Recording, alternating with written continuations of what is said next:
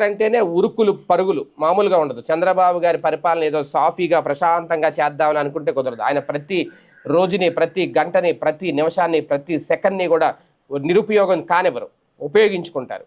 అలాగే ఢిల్లీ వెళ్ళారు. దాదాపు 12 గంటల పాటు బిజీగా తన షెడ్యూల్లో హడావిడిగా మునిగి తేలారంట నారా చంద్రబాబు నాయుడు గారు. దాదాపు శుక్రవారం ఉదయం 10 గంటల నుంచి రాత్రి 10 గంటల వరకు కేంద్ర మంత్రులు వివిధ కంపెనీల ప్రతినిధులతో సమావేశాలు నిర్వహించారు. 12 గంటల్లో 7 మంత్రులతో వేరువేరుగా సమావేశమయ్యారు. ఒక్కొక్కరితో దాదాపు గంట పాటు చర్చించారు. రాష్ట్రానికి సాయం అందించాలని, ఏపీలో పెట్టుబడులు పెట్టాలని ఆయా కంపెనీల ప్రతినిధులకు విజ్ఞప్తి చేశారు. అలాగే కాస్తంత సమయం దొరకడంతో సాయంత్రం అప్పుడు ఆ గ్యాప్లో మీడియా సమావేశం ఏర్పాటు చేశారట. దానికి సంబంధించి అప్పుడు ఆయన భేటీ వివరాలను కూడా వెల్లడించారు. వారితో సమావేశాల్లో అరకు కాఫీ ప్రస్తావన కూడా వచ్చిందట. ఆయా కేంద్ర మంత్రులు ఆ బాక్స్ అందుకుంటున్న సమయంలో అరకు కాఫీ రుచిపై సంతోషం వ్యక్తం చేస్తూ ప్రశంసలు కురిపించినట్లు తెలిసింది. సిఆర్ పాటిల్ మాత్రం అరకు కాఫీ బాగుందని, అయితే